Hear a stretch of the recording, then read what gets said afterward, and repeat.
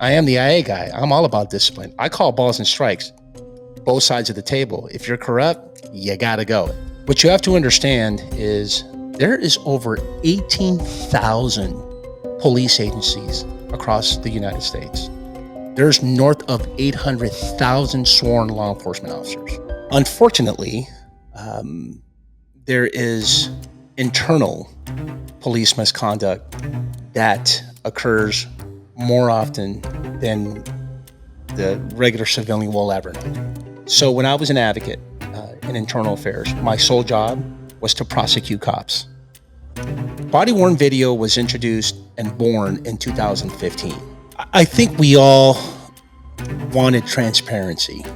Our use of force policy, 835 APC, right, of the California Penal Code is effect and arrest, overcome resistance, and prevent an escape.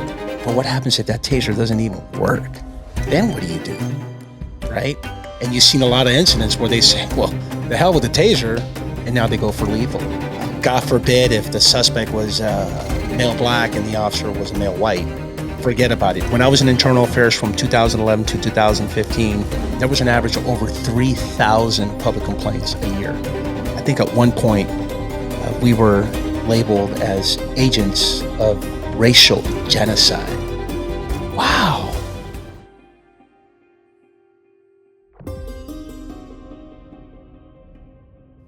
Today's show is sponsored by the law offices of Arman Grigorian. If you're injured in a car accident and need proper guidance and representation, reach out to the law offices of Arman Grigorian, 1-818-404-0333. Are insurance companies giving you the runaround? Don't settle for less. Public Assist fights for you, not the insurance companies. To get the maximum payout on your claim, whether it's for fire, water, or property damage, call Public Assist today and tell them the WiseNuts sent you. Get what's rightfully yours. 818-242-0998. 818-242-0998, because you deserve every single dollar. Also, today's show is brought to you by the Glendale Club. If you're interested in networking, cigars, scotch, and a great environment, reach out to us. We'll connect you to the boys at the Glenarden, and you'll become a member here. Smoke with the WiseNuts, smoke with a great network, and build your network. Happy Monday, everybody. TGIM. It's 5 o'clock somewhere. We want to thank former LAPD officer Marlon Marrache for taking time out of his Monday to be with us. The IA guy. That's me, man. Internal affairs. Internal affairs. Happy to be here, man. Thanks for the invite. Not to be mistaken for AI. Correct. And remember, we're in 2025. All we're hearing nowadays is AI. So excuse us if we do confuse the I and the A. No worries, man. Well, with every episode, we kind of like to dive into our guests' past a little bit. As we mentioned, former LAPD, and we found out former Navy as well, huh? Yes. So tell us a little bit about your past. Tell us about the Navy and then how you got into LAPD.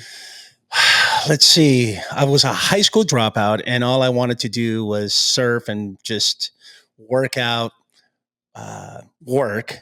And that got kind of old. And come 24, 25, was a late bloomer. I had to make something out of myself and get serious about, having some responsibilities and mature, right?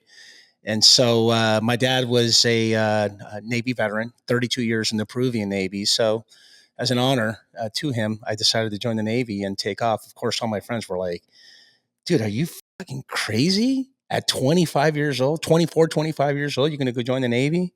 Yeah. So I packed my bags and I took off to from LAX all the way to Chicago, and they bussed us in to Great Lakes, which is what we call Great Mistakes, Illinois. And I got to tell you, man, it was tough, really, really tough. Being away from home, never forget, October 3rd, 1994, 10, 20 degrees every single day, marching and dealing with a whole bunch of 17, 18-year-olds. It was just, dude, it was nuts. I don't know what I was thinking. I wanted to go home, but I couldn't go home. And you were a Cali guy. And I'm a Cali dude. There was about 3 or 4 West Coast guys in my company. There was, I want to say 80 of us. And so every time that we're in attention out, in the field, you can see only like 3 or 4 of us just shaking, bro. Like from the cold. Oh God, yeah, dude. I think with the wind, it's like -10, dude. It was. But you know what? Biggest lessons learned was perseverance. Got to know myself a lot from being alone. Developed some, I guess you could say, some really good habits and some bad habits as well. But I got to tell you, man, it was great to this very day in my aircraft carrier, the USS Constellation. Shout out to my Connie guys. There's about, I want to say, 10 of us. To this very day, we still get together. And I left in 1997. And so one one of the best decisions I ever made in my career is to join the Navy. So go Navy. Well, we thank you for your service, brother. Thank you. Now, we've had so many veterans on from Marines, Army, and now Navy as well. And what you guys do, not everybody could do, man. No. And we were talking earlier about our mutual friend, Hector Bravo, in that particular film, Grunt. I got to tell you, man, it's an eye opener. It's one of a kind, and it made me realize this is not just me in the Navy, but people sign up for a death contract. Yeah, it's what it really, really is, and you just don't know when you're 17, 18 years old. You really don't know what you're getting yourself into. So shout out to my boy Hector, man. Really appreciate his friendship and allowing me to meet you guys. And here I am, man. definitely. We appreciate Hector making the connection. It's crazy through this small little, I would say, podcast world. You connect with so many amazing individuals and hear so many great stories. And the people telling the stories, they continue to just educate individuals as to what their life was and what came out of it as well. And you mentioned, you were lost, right? Yes. At 24 years old, what was going on in your life that you were lost? Ever since I came here from Peru in 1980, my mom took care of me and my brothers and sisters. And it goes without saying, as I have witnessed my life here in Los Angeles, there's a lot of absent fathers, single parents. And my father wasn't around, so I never really had that stern guidance for my father to say, hey, you need to do this, you need to do that. So fatherhood is super important for any kid, right? I mean, for a boy or a girl. And so I was just, I was out there, bro. I didn't know what I wanted to do. All that mattered was just surfing, working out, going to clubs, hanging out, and until finally, you know what, it's time to do something. Something happens when you're like 24, 25 years old. If any of your audiences out there that's that young, you'll see that there's this transgression, if you will, right? Yeah. Or I should say more of a transition that, you know what, I think I'm in my mid 20s and something I need to feel relevant, right? I need to accomplish something.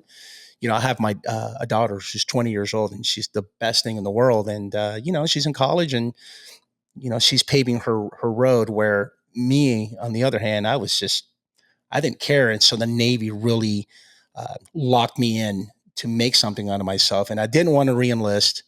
My best friend was the biggest influence for me to get into the LAPD Academy, because when I was up on my last year in the Navy, I didn't want to reenlist. Bro, all I wanted to do is come home.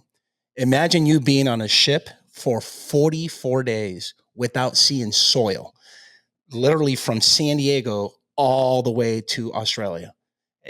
And you just 44 days out to sea. You couldn't tell a Monday from a Wednesday, because what you eat on Monday, you'll eat on Wednesday. What you eat on Tuesday, you'll eat on Thursday. And then Friday, you get something else. And the only day that that's different is Sunday, because there's church services for people who are religious. So you go to church on the boat.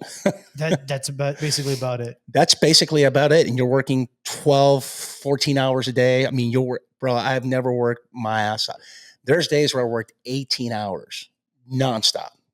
And during breaks, you would find like a little hole somewhere in the hangar bay, because I was chalking and chaining planes. Yeah. So imagine having those big, Hornets, Tomcats.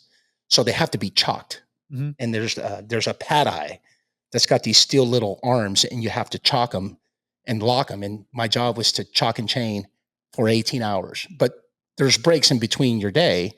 So all of us would just go to a corner, dude, and just take a fucking quick nap. Like, oh, all right, get up, let's go. And then you do it all over and over and over again. So yeah, man, you know what? I've washed many dishes to the point where now when I'm at home, I get chastised by my daughter. Dad, you don't clean anymore.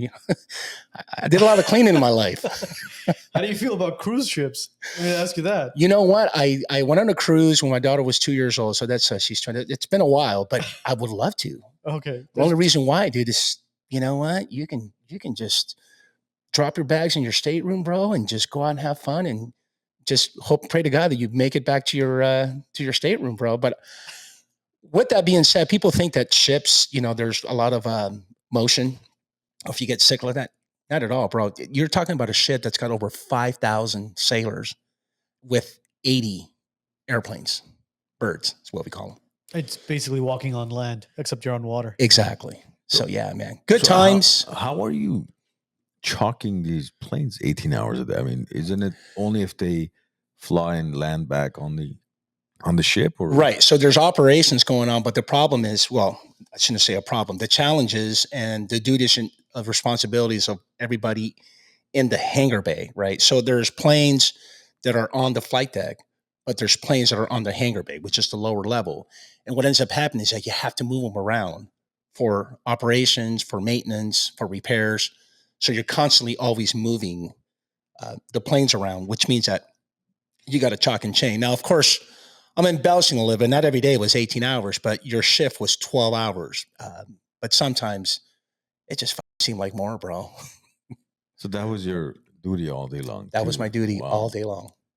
How do the rankings work in the Navy? Same as Army, same as Marines? And I think E4 is when you make petty officer third class. E5, you make petty officer second class. E6 is petty officer first class. And then E7, you make chief. And that's when the chiefs were the beige. Then you have senior chief, master chief.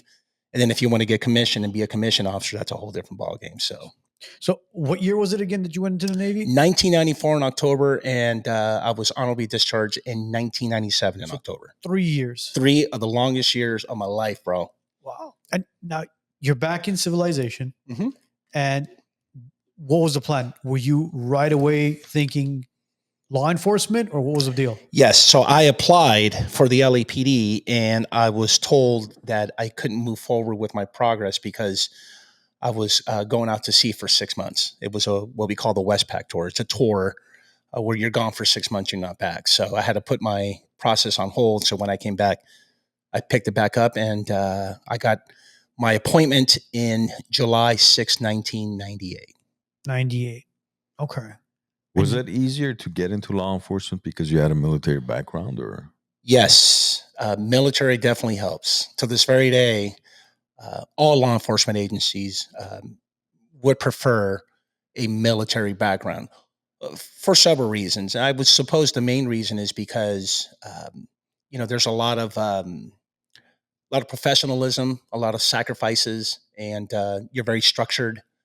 Knowing that a lot of law enforcement agencies till this very day are paramilitary.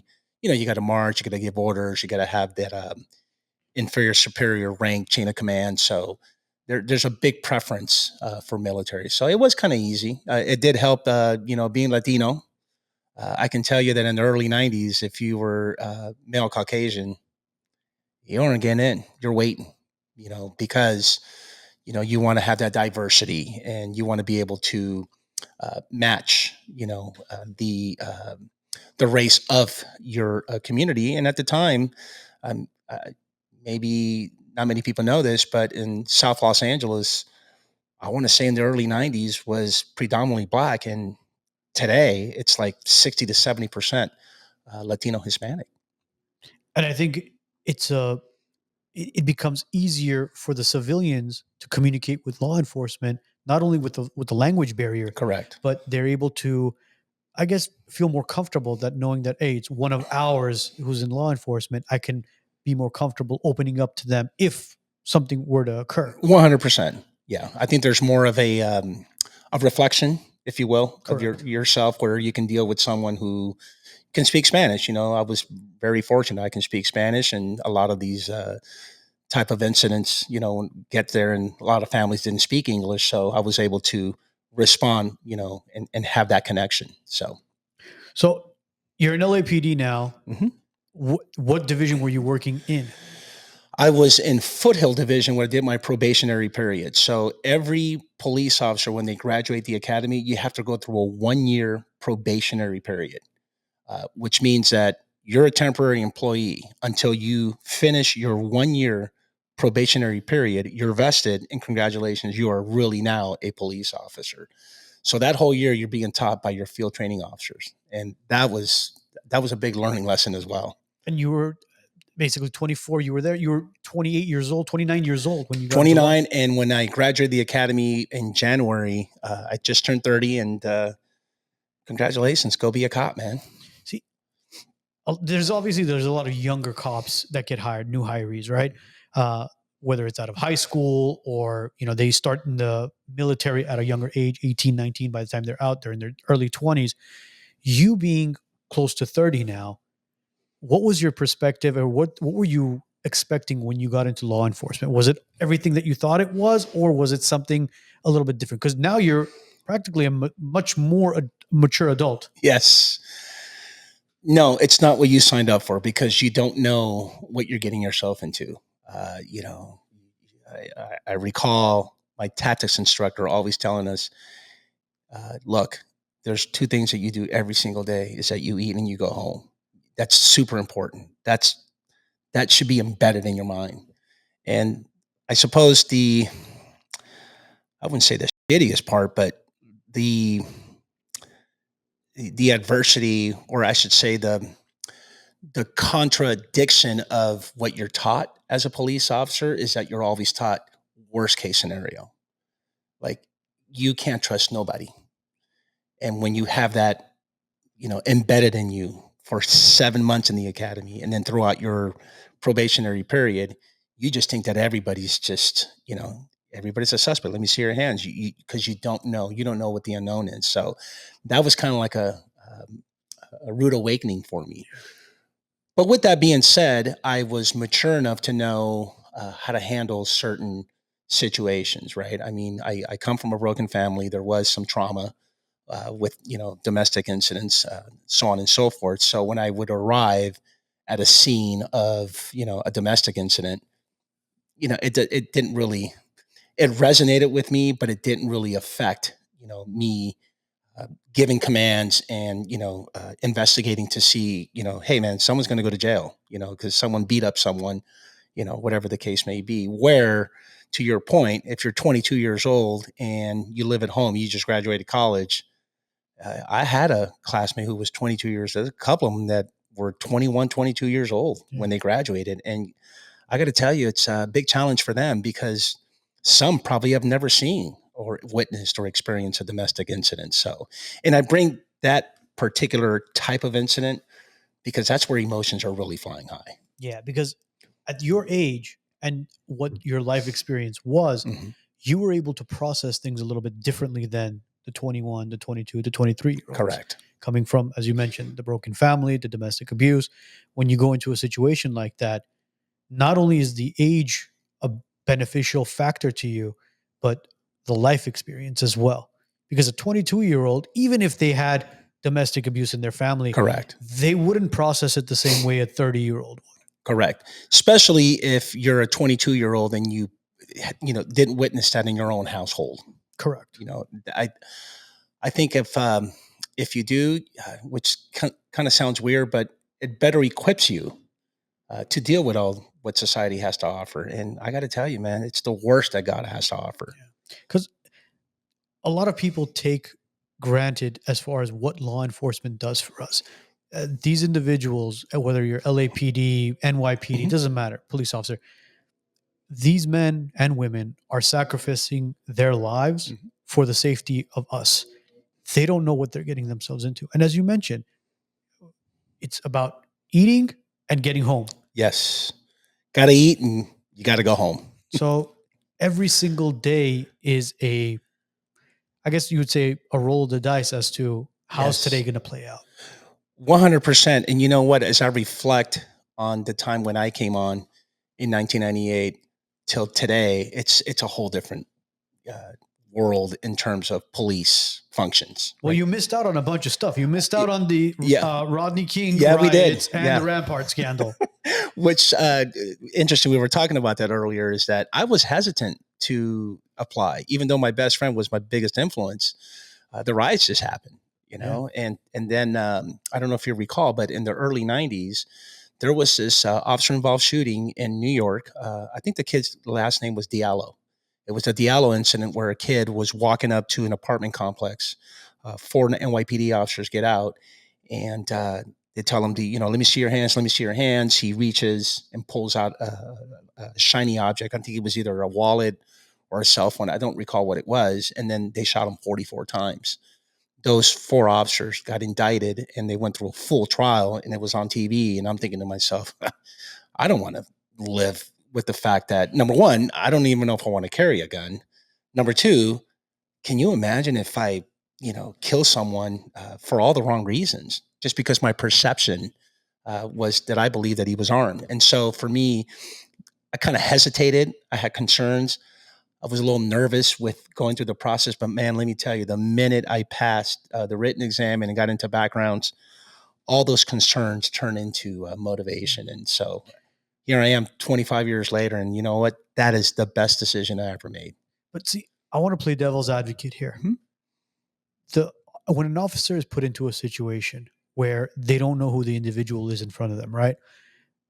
You just mentioned he reached into his shirt, his pants, whatever it was, and he pulled out a shiny object. There are officers who make mistakes. Nobody's perfect. Correct. You have the good cops, you have the bad cops and all that. But again, I was playing devil's advocate here because can you blame those officers for drawing their weapon and firing? Absolutely not. I think what happens to happen, because I teach an officer-involved shooting class with Savage Training Group, and one of the many topics that we cover is perception, right? And not to get into too much science, but there is force science about the reactionary moments, in your body as you register and process for you to actually pull the trigger. But what we can all agree on is, and if I don't know if you knew this or not, but the average OIS is less than 2 seconds. So think about that. So you basically have about maybe a second and a half to make a decision. And if in your mind, your perception was that this person was armed and you're able to articulate and to explain that, right? Then yeah, who are we to judge you for making that decision? And I think that's where, whether it's a political, well, let me back up. If that particular OIS is sensationalized in the media, it may be political. God forbid if the suspect was male black and the officer was a male white. Forget about it. Now we're not even talking about the actual circumstances. We're just talking about race, and we just go on and on and on. And you know what? We need to hold the public accountable for that. And that's your reaction, 2 seconds. You don't know what the... Less than 2 seconds, yeah. You don't know what their reaction time is or what they've been going through the day or where they are in a mental state as well. 100%. If that's the case, then, for instance, right, and you guys are trained police officers, and you are approaching, let's say, somebody who's committing a crime or whatever the situation is, and even for you, it takes that, less than 2 seconds to react to it. But then when you think about, for example, when somebody breaks into your home, right? Right.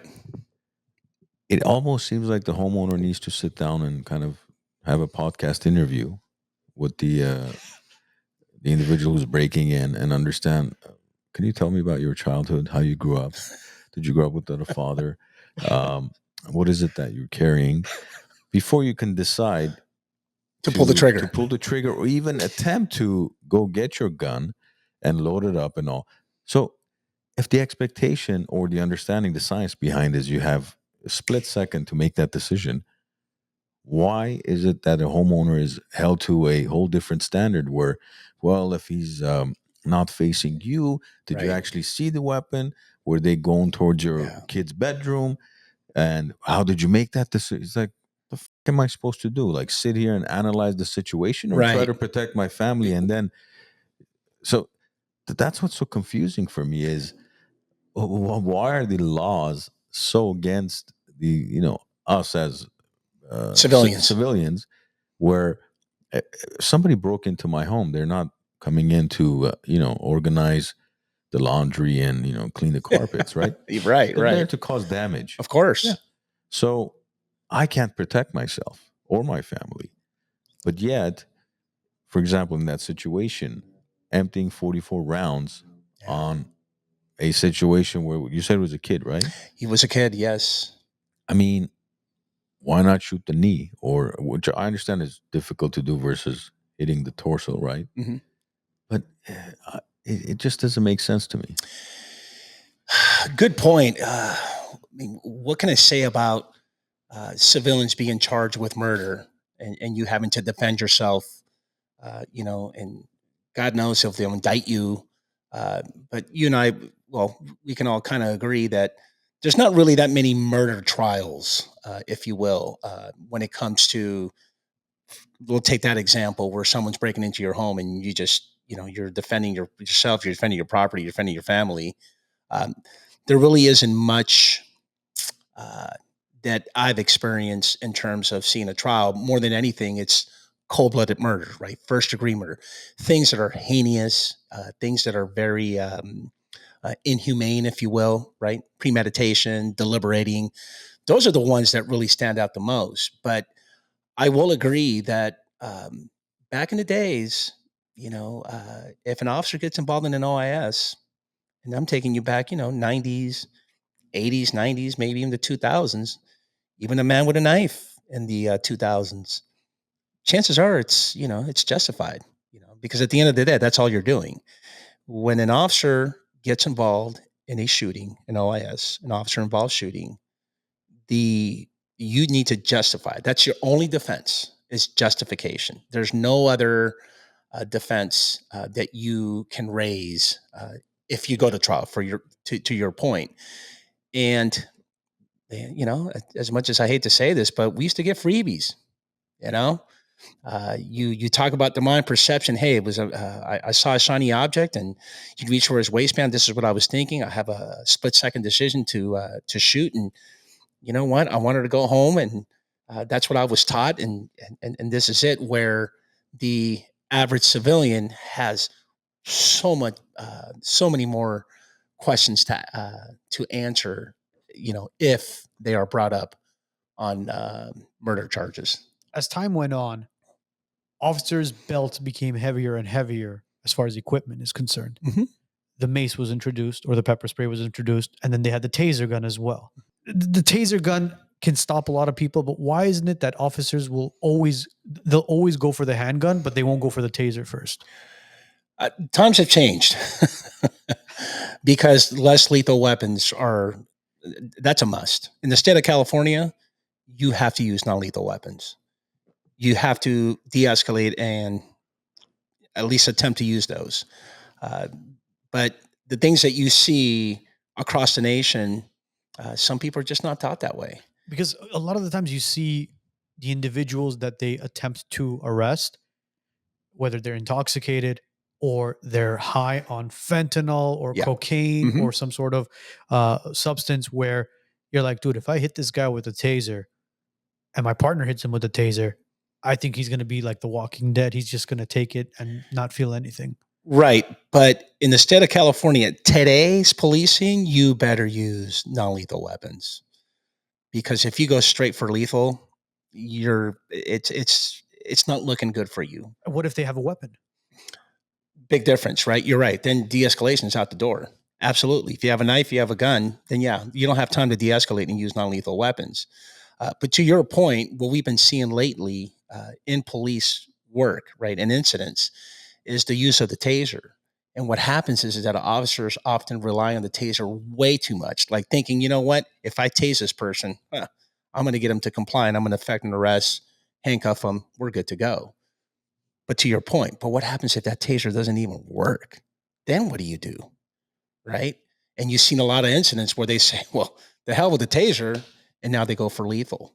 Right. And that's when you got to pass judgment, provide heavy scrutiny on your actions. And sometimes it doesn't go your way. And maybe you might get criminally filed on, and you're certainly probably looking at an IA and getting punished for it, or maybe even terminated. In a situation like that, do you think a taser would be more effective, or I don't know what they're called, but it's available to civilians. It's basically like a pepper spray gun. Right. So you have a OC spray, which is your pepper spray, and you have tasers.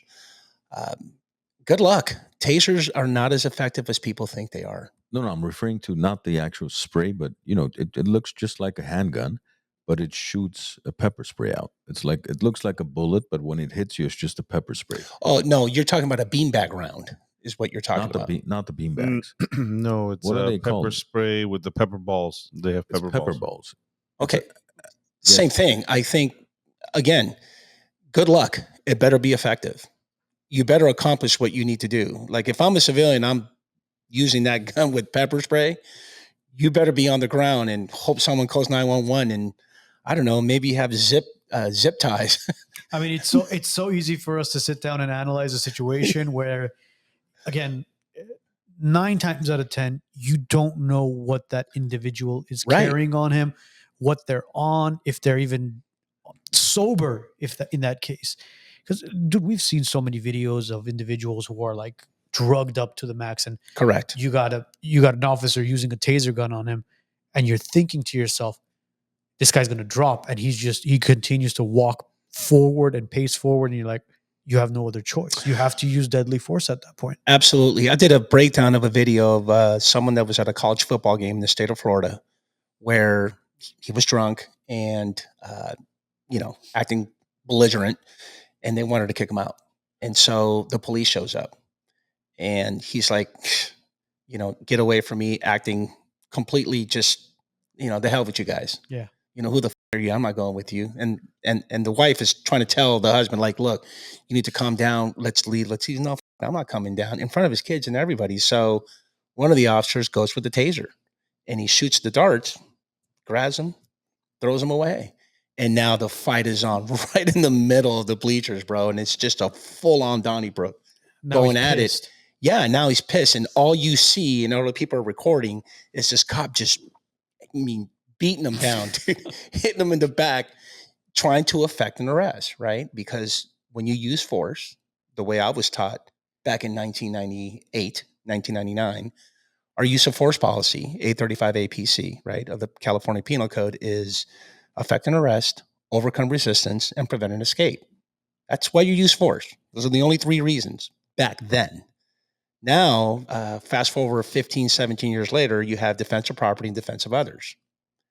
Ever since the George Floyd incident, there was a complete reform. And now 835 APC includes de-escalation. It includes the totality of circumstances. In other words, all the tactics that you applied prior to you engaging in lethal force. Guess what? That's part of the law. And if you deviated from what you were taught, and it was very substantial deviation, you got some explaining to do and justify it. And then guess what? If you can't, then you can probably end up charging you with a crime. See, the problem is this thing right here. These cell phones have become a tool for civilians as well. Correct. Because what happens is, see, going back to your story about the guy in the bleachers, right? Mhm. I can guarantee you the recording started after the tasers were removed from the guy's chest. So now it looks like the officer basically just went in there, knocked the guy down, and there's a brawl going on. But prior to that, they didn't record the back and forth interaction as far as, listen, I need you to come down. And the wife was there. Honey, go down. No, I'm not going anywhere. That altercation was not recorded until it escalated to a situation where, oh, look what the cop is doing. That's what the media loves as 100%. Oh, yeah. It's completely sensationalized. And even though you did get that type of recording, where there was this interaction back and forth, hey, you know what? You need to get out, and he's like, yeah, fuck, I'm not getting out. All this. The cops did what they were supposed to do. By all means. Is it textbook? No. what you were taught in the academy is a very sterile environment. Of course, it's all textbook. It looks good because you're just kind of like acting and playing along. But when you're out in the streets and you're dealing with real shit, I'm telling you right now, man, it doesn't look pretty. No use of force is going to end up looking textbook or pretty. It's going to look very ugly, just like this particular incident. However, the cops were within their right, meaning what they did, it's what they were taught to do. The problem is that when you depend, going back to the taser, when you depend solely on the taser, just remember, it doesn't always have that effect for them, to get the voltage and for you to surrender, come on, put them on their back and effect an arrest. It doesn't always turn out that way. I guess that's the best way that I can. It's these corrupt attorneys, man, because what's happening right now is when an individual is arrested and they decide to sue the city or the department, they become the prosecutor and the city becomes the defense. And these corrupt attorneys will do everything and anything they can to find some sort of case to justify that their client was the victim. Mm-hmm. They were not at fault for anything. The police officers used excessive force. Look what they did to him. He's in like a freaking neck brace. He's got an IV going on and he's in a wheelchair. But it wasn't even as bad as Correct. people thought it was. And the media does a phenomenal job twisting the stories as well. Oh, 100%. But a lot of this happens in, unfortunately, democratic cities, democratic states. You don't hear any of this stuff happen in red states or in red cities. Well, it happens in Afghanistan too, remember? Oh, yeah, absolutely. Go try to steal something in Afghanistan. No, I'm not kidding. Remember when Oscar was on our show? When he said, even when they were raiding the homes in Afghanistan, they had to file reports of who was there, what type of weapons they had, and if they ended up actually killing somebody. Now, it was a full-on to justify, okay, why did you end up shooting this individual? Were they Taliban? Were they... I mean, imagine if during the time of war, you have to write reports as to... Got to justify your actions. Yeah, justify your actions. You don't think with law enforcement... It's like fucking nurses charting after the patient's going to get discharged, bro. Well, yeah, it's no different. Everything is paperwork now. I mean, especially in healthcare, mentioning nurses, right? Physician burnout, clinician burnout. What is it from? Charting. You see a patient for 12 minutes. 12 minutes is a long time. You spend 45 minutes charting. So if you're working a 10-hour shift, basically you're lucky if you spent about an hour and a half with patients. The other, 8.5 hours, you're just writing notes just so it's Medicare lawsuits. or whoever doesn't come after you. It's lawsuits. That's what it is. Yeah. Land the lawsuits, baby. Land the lawsuits. Yeah. When do you think all of this kind of changed? Because you were in law enforcement in the late 90s, body cams, and now everything is documented, recorded. And I don't know if that was more so to protect the officers or to protect the civilians. I think we all wanted transparency. Everybody kept preaching transparency. The incident that happened in Ferguson, right, with Brown, and there's been a lot of these landmark historical incidents where there has been police brutality, not just in California, but of course it's sensationalized where if it happened in Missouri, Eric Garner, the choke hold from the guy that happened in New York. And then of course, Breonna Taylor, that incident that happened in, Louisville. It happened in Louisville. And then lo and behold, the George Floyd incident. So I want to say body-worn video was introduced and born in 2015, right? LAPD adopted a body-worn policy and we started testing them out late 2015, but it became official that you shall have a body-worn video. And then we furnished over 4,000 that were out in the streets, in LA. So it's a good thing. For one, it shows transparency, and you can't bullshit and say, Hey, Sergeant Marrache, I'm here having a cup at 7-Eleven. I started my shift, and they come on. Oh, there's two officers over there. They just grabbed this young man and they threw him up against the wall. Oh, okay. You know what? Give me all your information. Let me check into it, and we'll get back to you. Just give me 48 hours or so, and I'll get back to you, Mr. Johnson. And you go watch body worn video, and guess what? That never happened. And so that's good. So in terms of my world, which I come from internal affairs, in terms of discipline, it's good. It's a tool that would exonerate you from all these BS, frivolous type of public complaints. That's good on that part. Now, the problem is that now that they're everywhere, man, it just a shooting in Alabama that goes wrong. Guess what? We're all just corrupt. We're just riots in LA all of a sudden. yeah, all of a sudden, I mean, come on. If in it, I mean, let's take George Floyd for an incident. I mean, Officer Chauvin. And this is what I always say about police work. What you have to understand is there is over 18,000 police agencies across the United States. There's north of 800,000 sworn law enforcement officers. Think about that. And if we're going to be sensationalizing one, I'm not even going to say 1%, 0.0001%, guess what? Whether it's in Minneapolis, Kenosha, Wisconsin, which, by the way, did you even know where Kenosha is? No. Right. So you have all these, and I'll be the first one to admit, I am the IA guy. I'm all about discipline. I call balls and strikes, both sides of the table. If you're corrupt, you got to go. And I prosecuted cops. I prosecuted cops for lying, and they got fired. But my point is that if you're going to have an incident where none of these cities that you never heard before, it's because there is a lot of corruption. I'll be the first one to admit that. So there's a lot of work that we have to do to get the word out. Now, body worn video kind of helps, right? It alleviates from all these scandals that people think that we're so bad, but at the same time, it's evil, because what happened with George Floyd?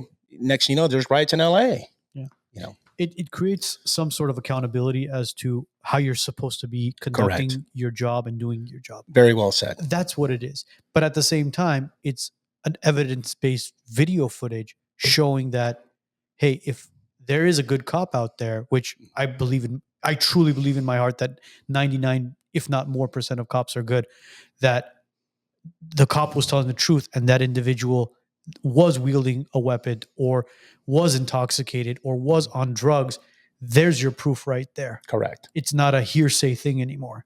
Because look, there's a big misconception as far as how much cops can bend the truth. Mhm. Because if a cop's out there and they're there to enforce the law, if you're lying to him and you go to court, the cop's not going to go in there and lie in front of a judge. Correct. He's there to protect and to serve and to make sure you abide the law. So a lot of these individuals think that, cops are crooked. They're this, he's going to go to court. He's going to lie. No, bro. If you broke the law, just fess up to it.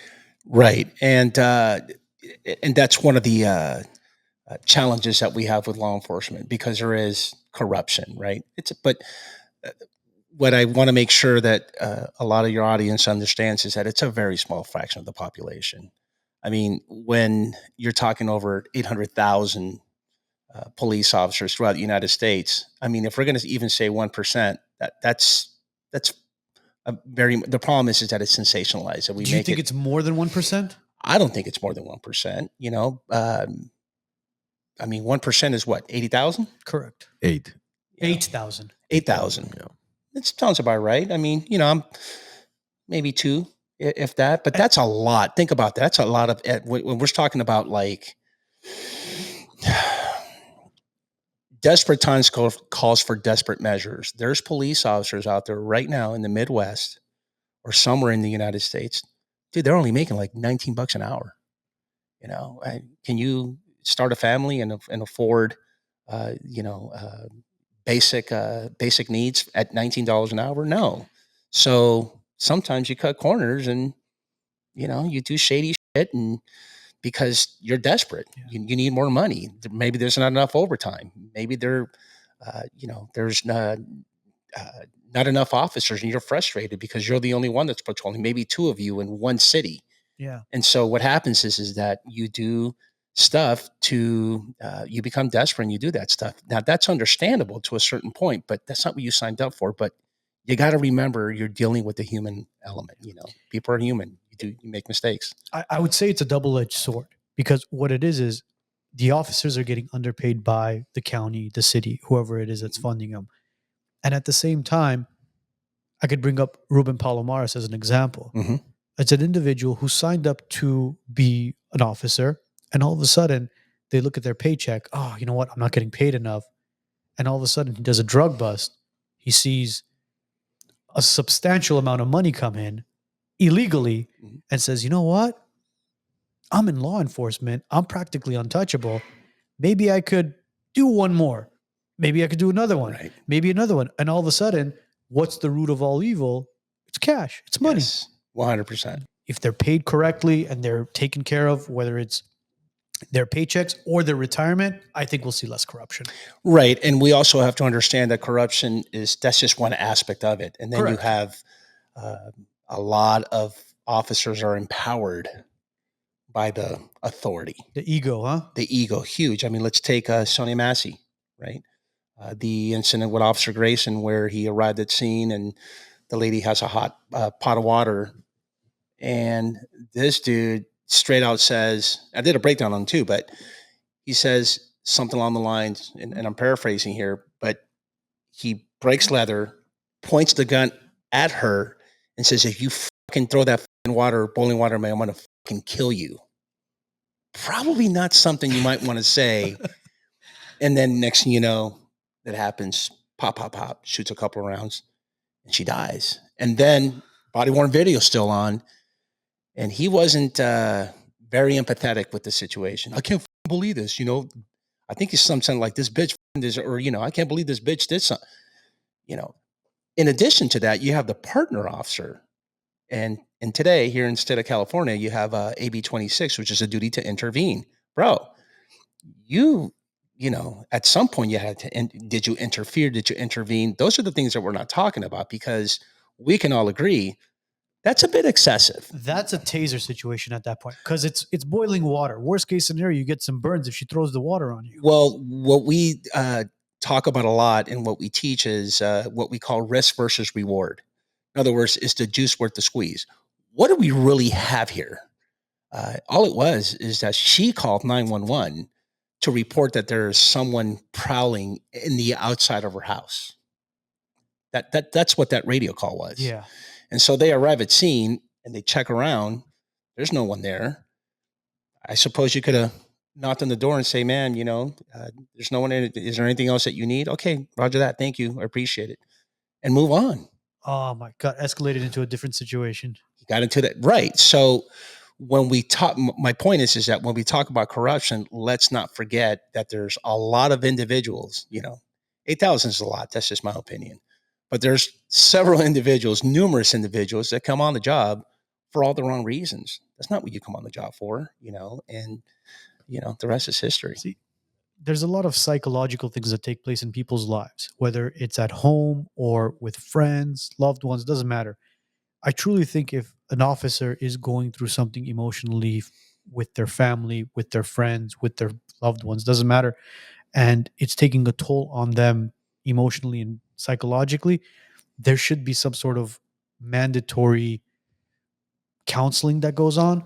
Yes. Because look, man, we talk about going home. Some of these guys may not want to go home because of the toxic environment that's there. Correct. And coming back to work the next day from a toxic environment, they might have a bad day at work, bad day at home. All of a sudden, it's just like fuck it mode. Yeah.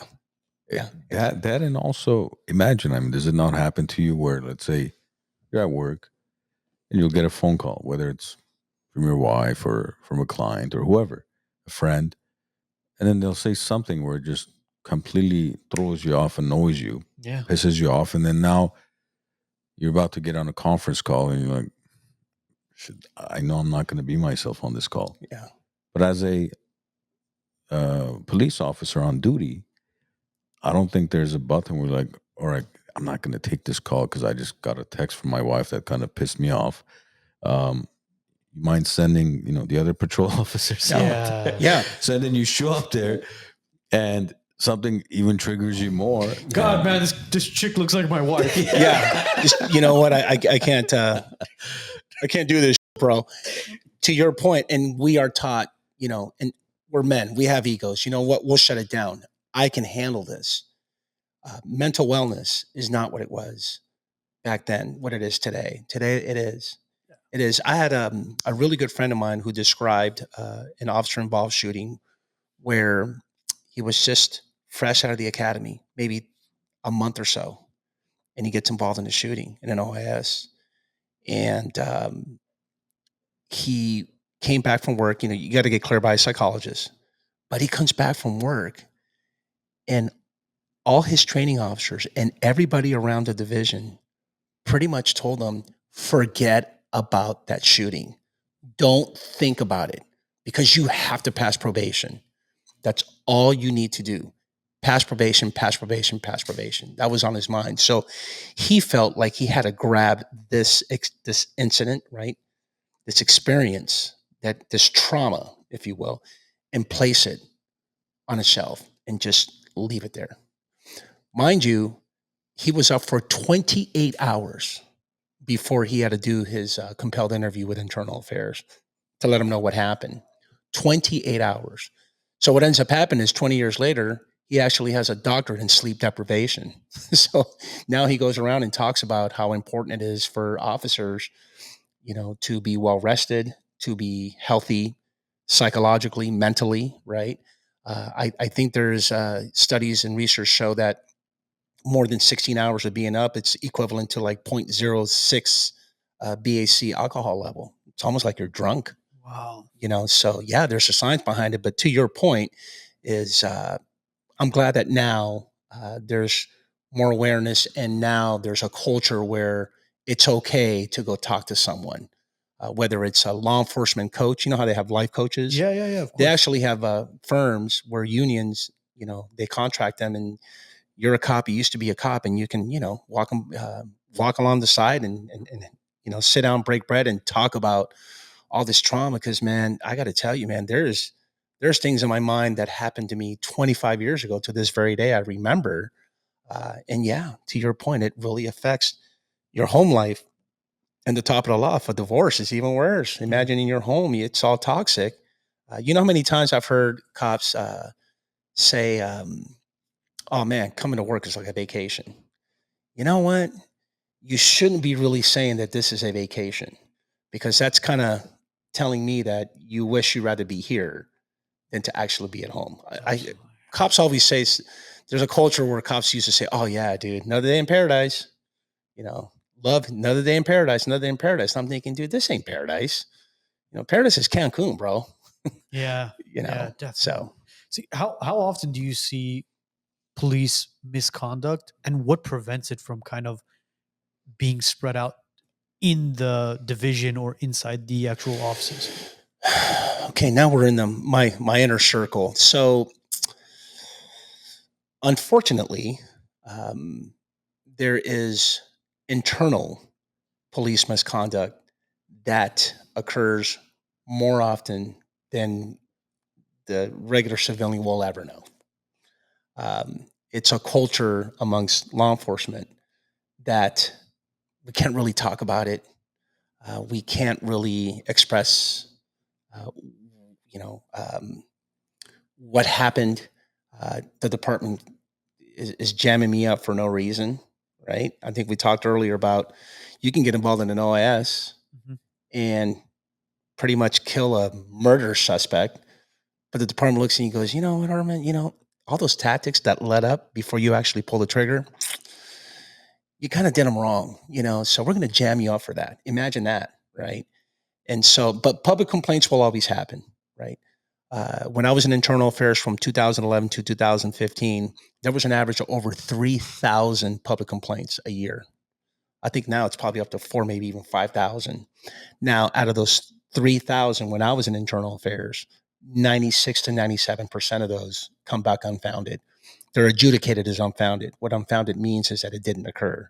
So whenever someone makes a public complaint, 9 times out of 10, it's just bullshit. You're just complaining about a cop acting a certain way or doing something when in reality, that's not what it really is. Now, that 4%, we have to really worry about that. But then again, at the time when I was in internal affairs, we have over 11,000 officers in LAPD. Yeah. So if we're going to talk about 4%, again, let's not sensationalize and make this out to be like there's this really big problem with, with police misconduct or, corruption or. But see, what justifies a complaint? Because again, we're in 2025 now. Everybody's complaining about every little thing nowadays.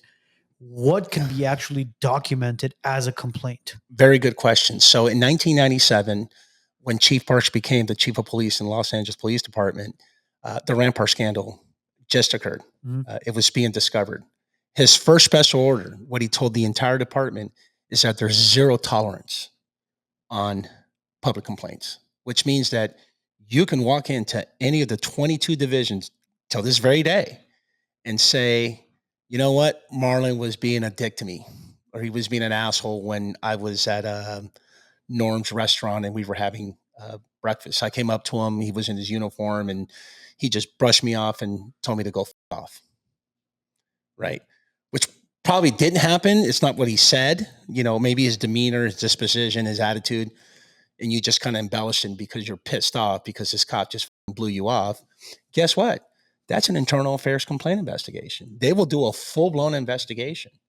Now, before 1997, during the early 90s, mid-90s, up until 1997, sergeants had discretion, which means that you can walk in the front desk, sergeant comes to the front desk, and you describe this particular scenario. They go, you know what, thanks. That's, you know what, I'll let them know. Have a nice day. That's it. Right. But to our point we were talking earlier, body-worn video. Oh, really? Is that what, Now, unfortunately, in this particular example, I'm not going to have my body-worn video when I'm at Norm's eating, my steak and eggs, bro. That's not going to happen. So you just got to take my word for it that I didn't tell him to fuck off. Maybe the sergeant comes back and says, hey, Marlon, did this dude's walking in saying that you were Norm's and you told him to fuck off? No, dude, that's not what I did. I'm in the middle of cutting my friggin' steak and I'm eating. And this dude comes up to me and starts going off like, I need, you need to help me. And I'm like, hey, dude, I'm eating. It's my break. So I kind of brushed him off. So there's a lot of misunderstanding, which is the reason why when you make a public complaint, 9 times out of 10, it's not exactly the way it went down. What happens internally when an officer is caught doing something illegal?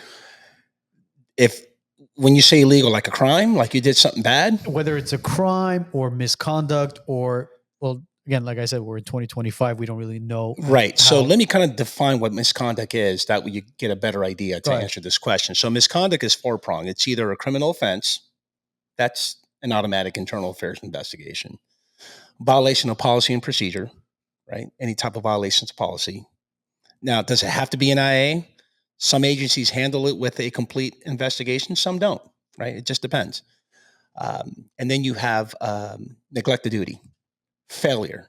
You failed to do this. You failed to do that. You neglected to do this. You neglected to do that. That's an automatic internal affairs investigation. And last but not least is what they call conduct unbecoming conduct of an officer. We call it CUBO, conduct unbecoming an officer.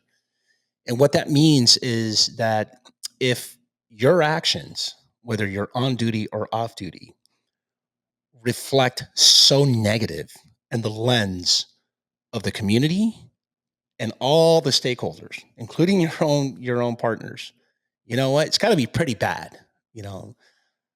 Let's just say we all go out. I'm still in LAPD, and we go to the near bar right here in Glendale, and we start popping fucking drinks. And next thing you know, I get up. I'm in my skivvies with my fucking badge, and I'm up in the bar, and I'm acting like a fool, and everybody's just recording me. That's pretty bad. That doesn't look all that well, so that's going to blast the news. It's going to blast it over social media. And here I am in my skivvies, partying. So that's conduct unbecoming. the fact that you use excessive force, it's a negative reflection on the department. So think of anything that's very negative. That's just, you're going to end up with a really bad reputation. That is, so those four is what defines misconduct. So when you're asking me if they're doing something illegal, the first thing I think about, it's a crime. Well, fucking hey, dude, you do a crime, you gotta go. You know? How do they handle it in the department? Yeah, so it'll be fully investigated, and at some point you're gonna get representation, go through a compelled internal affairs investigation, and once the investigating officer writes up the entire investigation, he or she turns it into the next level review, which is a lieutenant. And at some point, it's going to get to the chief of police. You'll get served, and they'll tell you that if you did something illegal, you're fired. See, I'm curious about this now because unions are what practically run California nowadays. Correct. What happens with your union reps and the attorneys that are involved with the unions? Did they represent you, or 100%? Okay. Yeah. So back in 1971, Governor Brown made the Peace Officers Bill of Rights. So officers do have rights. And I'm thinking, and because I teach this stuff, right, for Savage Training Group. Shout out to Savage Training Group. My thinking is in the early 70s, there's a lot of corruption going on. Meaning I was just they were just taking officers left and right. LA Confidential, remember the movie? I mean, yeah, that all that shit was going on back then. And I just can't come and just fire you without you hearing your side of the story or have some representation. And so the Peace Officers Bill of Rights, Government Code 3300 was born in the 70s. And you get a union rep, you get an attorney, and you pay your dues to be represented. Now tell us about this. The blue wall of silence. There is 100%. Is it true? Oh yeah, 100%. So tell us a little bit about that, because obviously a lot of people don't know what the blue wall of silence is. Well, you're talking about do we cover for each other? Do we take care of each other? 100%. Yes, there is. I told you earlier, look, man, we have a lot of work to do, which is probably one of several reasons why I decided to launch this Internal Affairs State Police podcast, is because there is a double standard, and we do care. We do take care of one another at times. Does it happen a lot? No. Again, it's a small fraction. Let me give an example. So when I was an advocate in internal affairs, my sole job was to prosecute cops. Basically, it's like a trial. I was like a glorified prosecuting attorney, which is what motivated me to go to law school. So I graduated law school several years ago, and all I wanted to do is be a police attorney when I retired. But it didn't work out that way. I got a podcast and I teach, and I consult, which is great. But back then, you have a lot of officers who do shady shit, right? And there is command staff, and then there's the rank and file, right? Now, if the rank and file gets a DUI, and a command staff of captain, commander, deputy chief gets a DUI, it's handled different. To your point, it's kind of like we take care of each other, right? Do I believe that we use excessive force in situations where they're not granted? Yeah, I do. In my career, I was very blessed. I had great partners, and we did things by the book. We never cut corners. But do I believe it? Absolutely. I mean, think about it. There's 800,000. Look, Kenosha. Did you ever hear of Kenosha? No, exactly. Ferguson? No. There's these small, good old boys type of law enforcement officers, police, cops that cut corners and do shady shit, man. And they take care of one another. Now, do you need internal affairs? Absolutely. It's what we call the necessary evil. You got to your police has to. You got to police your own, man. Yeah, and at that point, everybody gets indicted, right? Yeah, no, 100%. There was, I think, right now is today. They just announced. Was it 30? I think it's 30 probationary officers from Los Padres Juvenile Hall here in Downey that were indicted for what they had gladiator fights. Basically, gladiator fights. They were staging fights amongst who? 12 to 17-year-old kids just fighting, and letting it happen. So they were charged with child endangerment and other charges. I just read it. It just happened today, where Wow. the Department of Justice, They were fighting to the death, or not? they're staging. So you got these probationary correctional officers. Well, they're called probationary officers because this is Department of Probation. And in this specific Los Padres juvenile hall, these these guys were staging fights, some to death. I think there's over 60 victims. So within a 6-month window, they did over 60 staged fights, gladiator fights. How many correctional officers was it? 30. 30? 30 were In a matter of indicted how many years? in a 6-month period. It just came out today. Holy shit, Yeah. man. I thought it was like years. Yeah. So it happens. I mean, what was their motive? Does it say, or it's too early? You gotta read it. I would imagine, my true belief about corruption and about these, criminal acts amongst law enforcement officers has a lot to do with culture. People and experts, politicians, they will always tell you that, oh, we need reform. We need to train more. Okay. Yeah, I can see that. We probably do need to train more. Reform? No. You know what it is? It's culture. Police culture has gotten better, but we still need to do more work. I think a lot of police officers have been handcuffed with these DAs as well. I mean, Gascon, you were a police 100%. officer under Gascon, right? Correct. So, My last couple of years. I mean, you saw what was going on with the DA and what he was doing with Yeah. law and order. 100%. Reopened a couple of OISs and wanted to charge cops with criminal filings, indictments for murder, some for manslaughter. Oh, yeah, 100%. How far back did he go? I think there's one case out of Torrance where there was an OIS, I want to say 4 or 5 years ago, where he reopened it. Not only did he reopen it, Jackie Lacey actually exonerated. Charges were dropped. They were considered. Well, every OIS, you have to go to the DA's office for filing considerations. And I think at one point they were charged, but she dropped them. So now he comes in the office and he reopens that particular case. Bro, I can't stand that. I'm so glad he's out of freaking office, man. You're not the only one. See, you're South American. You're from Peru, right? Peru, born and raised. Does that really have a Cuban accent, or is that fake? It's kind of muffly. It's a fake accent, isn't it? I sat in a I got to know him in one specific platform where I got to hear him, and yeah, it's kind of that's a very good question. I got to get back to you on that because I got to hear him more often. But it doesn't sound. I haven't really heard him speak Spanish, but it's Cuban for sure. You really think so? I think it's Cuban. Well, I mean, he hasn't really prosecuted or defended anybody. He's never been in a courtroom, so we haven't heard him that often. All we hear is stories about him reversing law and order at this point. Yes, he was bad. Do you think it affected the morale of the department? 100%. I honestly think that today kids are smart enough to know that, okay, I'm going to apply for this job. It pays well, right? But then again, does it pay well in LA? Yeah.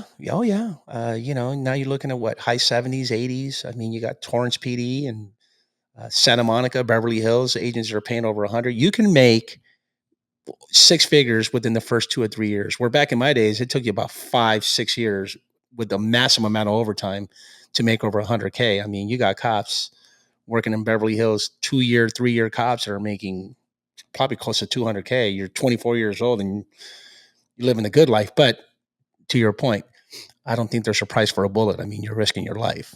With that being said,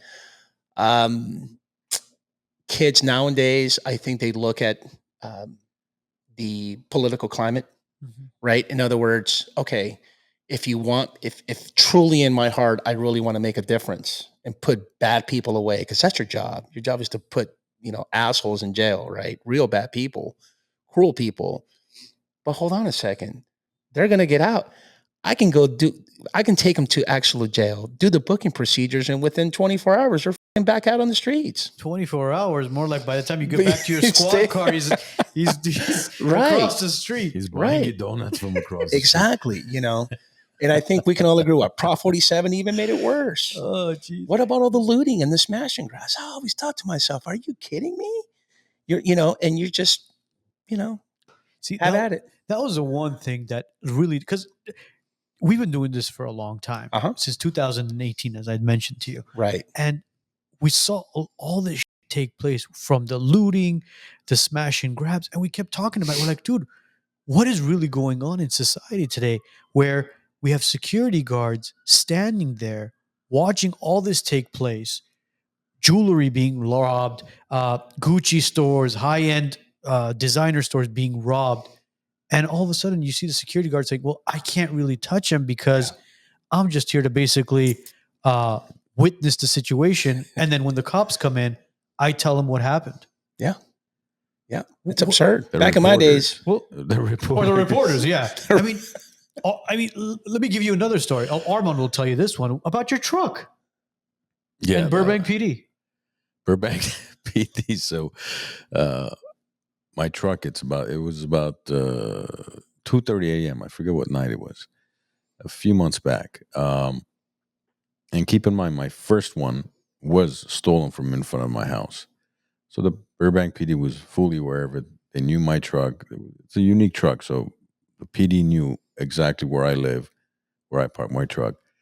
And so a couple times it got broken into, the second one that I purchased. And the third time that it was attempted to be stolen again, what happens is it's 2:30 a.m. My doorbell rings and my wife's like, who's at the door? I'm like, I don't know. So I look through the camera. It's the police officers. Mm-hmm. So I'm like, okay, let me go down and see what's going on. So I go down there. I go, what happened? Officer, was it the truck? Yeah. Somebody was attempting to steal it. I said, so how did you see it? He's like, well, I was patrolling your street because I know around this time is when they come out and they're targeting your truck. Mm-hmm. And I saw somebody parked right next to your truck, and I figured they're probably trying to take it.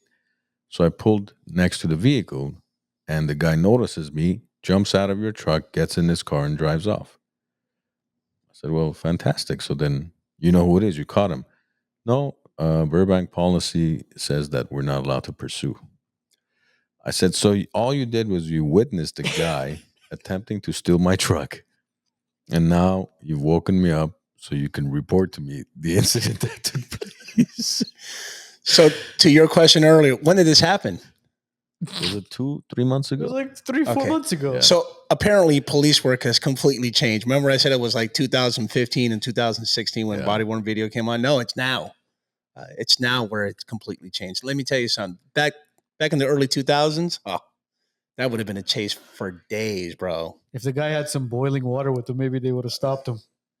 Exactly. And it's insanity. And well, I said, okay, so what's the logic behind it? He said, well, if we chase him and then he ends up crashing into somebody or somebody's home, somebody's car, or kill somebody, then now the city's going to get sued.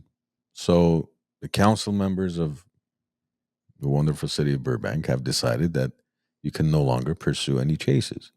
Can't chase any unless it's a homicide or something of that nature. Correct. Yeah. Right. I said, all right, well, next time what I'll do is I'll just leave the keys inside and I'll put just a paper note on the window. Don't bother breaking it. Keys are inside, doors open, and here's $100 for gas money. Just because these insurance companies are going to be like, fuck this guy, we're not insuring anymore. He has a broken glass game every 3 months. I told him to just get rid of the car because apparently the cartel loves his car. They're just licking at their chops, bro, when they see that car, bro. Getting back to law enforcement. Yes. I want to kind of pick your brain on the defunding of the police because you were still in active duty when this whole BLM movement went on and this defund the police went on. Correct. How were you guys affected LAPD wise with the defunding of the police? Oh, 100%. I mean, I think city council decided to slash funds, and it just it set a complete precedence, not just for LAPD, just for law enforcement. I suppose the state of California, but throughout the nation, because you saw That was as a result of the George Floyd incident. And, what really bothers me, and I'm not really big into politics, but I'm public safety number one. That's my career. That's what I stand for the most. And,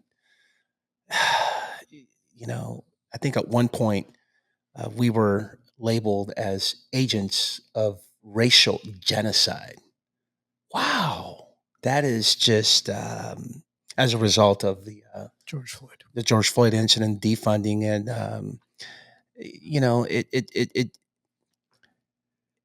it was really, It's divide and conquer, man. it's definitely divided, and division happened even more, right? And I think for me, in my lens, personal, that is that it really, it's disappointing. It's disappointing knowing that at the end of the day, you have to call 911. You do. And guess who's coming to help you? And when you are slashing funds and reducing personnel, uh, uh, what's that?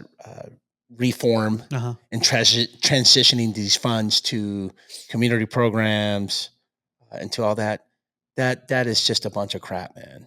What you really need is more police officers. You need more. You need to take care of us more. Were you looked at differently after those 2020 riots that took place? Yeah, I was at a MTA, right? I was part of the. I worked at transit, so I was where all the train stations and the buses, and the lens completely changed. I think that we are to blame. The public looks at us as we're just this evil soul, and uh, the shittiest part about it is, one day, we have this saying, today's victim is tomorrow's suspect, Oh, or today's suspect is tomorrow's victim, You know, right? I can deal with you and you can hate me all you want because the defunding and the George Floyd incident. And then next thing you know, tomorrow, you're going to get your car stolen. right. And who you calling? Ghostbusters, baby. The Fucking idiots, social bro. workers. Well, apparently I can't chase it. So Dumbass, Yeah, just wake me up for no reason. But I was reading about the defunding. I guess in the fiscal year of 2020 through 21, the budget for LAPD was cut down by 150 million from 1.86 billion down to 1.71 billion. Right. But then it said how after the funding was restored due to concerns over crime rates and public safety. So now for the fiscal year of 2023 to 2024, the budget, they've increased it to 3.2 billion, yes, which is almost double what it was when they kind of defunded it a little bit. because there was an uptick in crime. But 3.2 billion, I mean, that's huge. Yes. But then you have to understand is that the department is not as strong as it used to be. I mean, at one point we were at 11,200, which is the most we ever had. Cap, right? Max. Now we're barely even at 8,000. That's 3,000 decrease in police officers? Yeah. Well, imagine, Yeah. I'm sure. But then again, and I'm giving you a stat from, 2011, 2015, around there. Now it's below. I think a lot of cops retire mid-year in July, and I think this year alone we're probably going to hit the lowest we ever hit since like 1980 something. Joe, can we pull up how many police officers are currently active in LAPD right now? Yeah, I want to say it's less than 8, or it's in the 8s. And imagine how many probably left during the vaccine mandates. Oh Yeah. my God, Right? man. Yeah. I can only Because imagine. that probably affected. Well, you saw this wave of retirees just leave because of the defund movement, because of what was happening with the sensationalism of cops are just another Derek, Chauvin. That's who we are. This is what we do. I think it took a toll on them emotionally as well because there was so much division that took 100%. place that they were just like, bro, you know what? Fuck this. I don't want to deal with me being labeled as the bad guy. Of course. Where I'm actually here to protect and serve. Right. Exactly. So as of November 2024, the LAPD had 8,758 sworn officers. This is below the 9,504 officer goal set by Mayor Karen Bass for June 2024. So we're about 800 less than what the goal is. Right. And then mid-year 2025, there's speculations that it'll be below 8, which you haven't seen those numbers since like 1980 something. As in, it's going to decrease more? 100%. So we're not far off from those 2011 numbers you just mentioned. Well, 2011, You I said, want to say 8,000, right? no, 11,200. Oh my God. Under man. Jim Hahn, Mayor Hahn back then, before Eric Garcetti, we almost got to 12. Almost, right? 11,000, just north of 11. So what do you think is an ideal number? I mean, like 12? 12. Yeah. Yes, 100%. I think more now. I think the wouldn't you say? ratio, it's probably more because I think the ratio at one point was like one officer for every 400 residents that you're responsible for. Documented residents. There you go. We don't even know. That's what I'm saying, bro. Well, Like, it's more there's- flooded. It's there's- flooded now, even more. Oh man. Yeah, no, it's okay. It's all right. Hey, at Yeah. least we're not, giving hotel vouchers and food, and we're not putting tampons on Boys' bathroom. boys' bathrooms in the high schools. I know. I was know. bummed out when I heard they took the tampons out of the boys' bathrooms. Yeah, I mean, I how actually are had to- men going to menstruate now? I actually had to go to CVS. Sheesh. Well, you could have identified as a female and walked into the women's That bathroom. I just lost I it. didn't think of that. Yeah. Sorry. Yeah, you see, you got to think. You got to be diverse, guys. Come I on. got to think outside the box. Yeah. Yeah. Or That's definitely thinking outside the box. I would say probably 12. 12. Or more, man. Here's the problem. I shouldn't say the problem. Here's the challenge is when you have a major incident, everybody's coming. That's what you want, right? I mean, look, dude, if there's a shooting in progress, you want to catch them. That's going to take it's going to take some resources to do that. You got the airship, secondary unit, right? And other units. And now you're in pursuit, of a, yellow truck at 2:30 in the morning. You want resources, and what happens is that that's why you have all these policy changes, is because there is that shortage. And like you said it earlier, I think at one point we were handcuffed, but now I see that paradigm shift where we're getting better. There's more backing. We have a new district attorney who's very pro police. yes. Prop 47 just came in. I'm sorry, Prop 30 something. We're now, hey, you commit these misdemeanor crimes, you got to go. Yeah. No more looting and getting away Right, with shit. exactly. So things are starting to change, but you still need the resources available. That's why everybody says, well, how come so many cops show up to, an incident? It's because, dude, you never know. You never know what's going to happen. Yeah. With a lot of change going on in society nowadays, especially with AI, not IA, Not with the IA guy. Yeah, do you see any shift going towards more AI as far as whether it's these speeding tickets or traffic stops and all that stuff? Do you see that maybe being integrated? Because that might affect hiring more police officers. 100%. There is technology, AI that is so sophisticated and so good for law enforcement functions. For example, you're going to have body-worn video that the minute you activate it and you respond to an incident, let's say domestic violence. Yeah.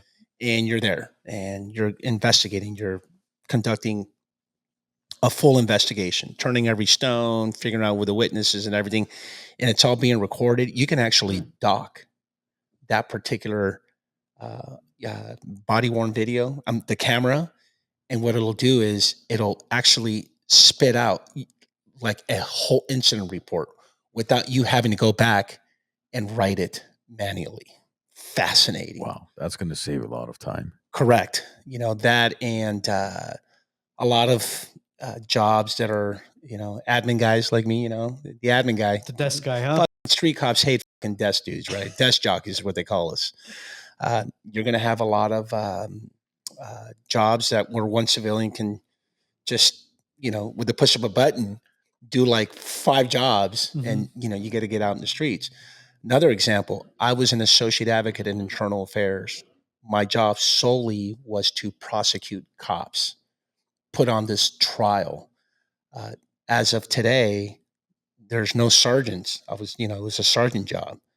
there's no more advocates in the internal affairs unit, internal affairs group. Now there's city attorneys that are working on behalf and representing the chief of police when you're facing serious misconduct. So things are changing for the better, and you're going to get more bang for your buck when it comes to AI. Yeah, I think it'll save the cities a lot of money as 100%. well, as far as the payroll aspect of everything. Report writing and other miscellaneous type Yeah. of And- logistical and type we're- of functions. Yeah, and we're hoping that those additional funds that the city does save will go towards Hiring more people. officers, yeah. Yeah, the people, and obviously hiring more officers to get them out on the streets to make sure the streets are safer. You got to restore order, man. And, we're there. I mean, look at that famous picture from that Pasadena officer that was carrying the kid out of the burning building. Yes. I mean, come on. But no, hey, if you get into a controversial shooting, God forbid, the suspect is male black, and it becomes about race. See, the worst part of all of this is, again, this goes back to the media again. The media loves this drama where they see white officer kills a black individual or Latino or a brown man, doesn't matter. And the media says, oh, we got a story. Let's run with it. Mhm. The cops are racist. The cops are this. But when you go to Southside Chicago and you see so much black on black crime, Oh, yeah, 100%. killings, gang murders, Mhm. why isn't the news covering that? Because is it And not there's no- is it not sexy enough? It's not sensationalized enough. But where's the outcry? Yeah, where's all the community at? Where's all these meetings and these It's like your people are killing your own people. 100%? That's been going on for decades. And it's just the way it is, unfortunately. Or the homeless crisis down in Skid Row. We talked about it on our last podcast where we said Skid Row has become a fucking landmark, bro. Mhm. It's become a landmark where, I'm not kidding you, it's instead of cleaning that place up, they're just letting them, shoot themselves up with drugs, prostitution, homeless encampments, open fires. violent crimes, 100%. So if close to $1 billion is basically being utilized by the city of Los Angeles to create a safer place and to clean up the homeless, where's that fucking $1 billion? We got to ask the French Laundry man. So, I think Doge needs to audit the city of Los yeah, Angeles. well, you never know. There might be someone collecting Social Security that's 150 years old. Possibly, man. You see, here's what I don't understand. You don't need Doge. If you just hire a forensic accountant, right? It costs a couple $100,000. Say $500,000. Let them come audit the books. What's $500,000 for the city of LA? That's not much. Nothing.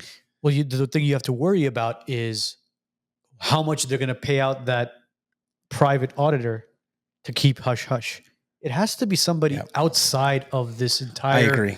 corrupted, Well, dismantled government. I'm saying a bro. forensic accountant. I'm not saying somebody who works for the Democratic or Republican Party. Right. It's a third Independent party. third party. It has to be somebody who has nothing to lose.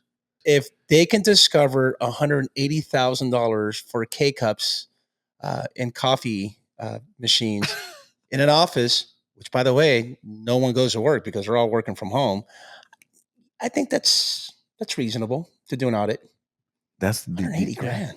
That's the Can you thing. believe The amount of waste that we have in politics. Blow my is mind. just- That it's blew my mind. unbelievable, man. And that's the thing. We don't need. I mean, can we use more officers? Yes, but if they weren't spending 80% of their time filing reports, and I think that even discourages them. For example, imagine if you're an officer, you're like, should I really approach that guy that's about to, start a little campfire there?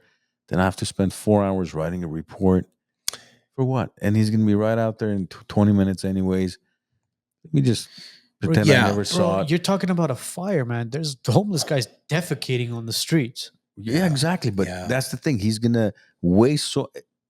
I promise you, if the reporting was taken away, listen, unless it's a homicide or something serious, you don't have to file a report.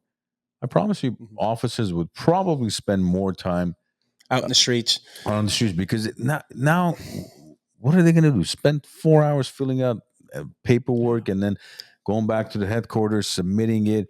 Oh well, sir, you missed this page. Oh shit, I gotta go. Oh yeah, no, 100%. I think mean- automated report writing is it's happening, and we're getting better at it. I do know, from my colleagues that I still talk to, that's what we used to do with report writing as you respond to an incident, right? A service call, it has dramatically been reduced to just.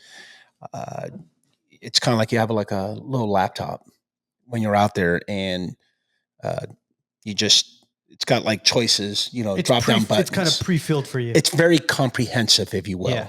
But now that AI is and that thing is phenomenal. That's coming out. I want to say summer this year. There's some agencies up in Northern California and Southern California. Well, I should say in California, where there's already pilot programs with Beautiful. with People don't want to deal with this paperwork. yeah. And every year, and I'm in healthcare, every year, if not every quarter, new regulation comes out. Oh, we're gonna add 5 more pages to your report, and then now you got to report this new thing, and then report this other thing now. So all you're doing is just report. We all work as reporters for the government. We have no time to take care of patients, no time to patrol this, nothing. We're just reporters for the government. It's protecting your ass at the end of the day. It's all about disclose. That's all it's about. Do all those reports end up in some like cold mine, inventory in boxes? I'll tell you what happens to those reports. That hasn't been. Those reports end up somewhere where then somebody takes a look does all the data entry, and they're like, I think we're overpaying these guys a little bit too much, which we're all underpaid, but still we're overpaying them. Why? Because this is not being done properly. Because we have no time to do any of those things because we're too busy reporting all the stupid nonsense to you at the end of the day. And that's what I personally am always looking. Like the other day I was on a demo call with an AI company because supposedly they found a way where you just speak into it and the AI is specifically has a built-in healthcare, verbiage and all that. So it understands exactly what you're saying, and then it structures it based on the field of healthcare you're in, the sector of healthcare. That's phenomenal, man. And so that's what I love about AI. That hopefully this could save my nurses a lot of time, so they're not spending 80% of the day charting. 100%. They could just read into it. The system just takes everything, breaks it down, knows exactly where to put each paragraph because it understands where it needs to go. And you just copy, paste it into the EMR system, boom, you're done. Instead of typing it out, I made a mistake, misspelled something, and grammatically it's incorrect. It's a waste of time. Yeah. Waste of resources, waste of everything. Yeah, we're heading in the right direction, Definitely. I think, for sure. Marlon, anything we've missed that you want to kind of dabble about? Because we're going to have you back, man. Yeah, yes. Invite me back, man. Let's talk about some current events. I'm still interested to know that we haven't inspected gold in 50-something years. Bro, there's going to be a lot to talk about. That's fun. It's going to be fun. What is that? It's going to be fun collaborating with you, with Hector, with a lot of people about this. I'm down the kind of street. stuff. I would love to. I didn't know that our Aardmark was a cave in Pennsylvania. I had no clue. That was fascinating. I'd love to actually go. Which one is? You know what I'm talking about? I know what right? you're talking about. I don't know what you guys are talking about. Apparently in Pennsylvania, there's, I think for retirees, right? Federal employees, retirees. The company, is it Arman? No, it's it was Armark. It's Armark. Yeah. So the company Armark pretty much retains all these paper, the boxes. Yeah. With all your retirement papers. Those filing papers. Those filing papers. And it gets stored in an underground cave in Pennsylvania. And it's been in existence there for over 50-something years. That Armark? Yes. Don't they have a office in Burbank too? That I don't know. Is that the same? Is it the same company? I've seen a location in Burbank too, and if I remember correctly, they also provide uniforms, like government uniforms, or right. So they're a company that is throughout the entire United States that stores documents, right? And I think in this one segment that I'm talking about is about this cave in Pennsylvania where they have all these retirement documents still in paper, in boxes, kept away in this cave. That has to be a certain temperature, For the paper to not go preserve it, bad. yeah. so the paper doesn't go bad. It's They like can't- it's they like an can't- underground pantry. Yeah. They can't just upload it into Google Drive. No, they can't on the Google Drive. Maybe we should get your yellow truck and go pick up some boxes, bro.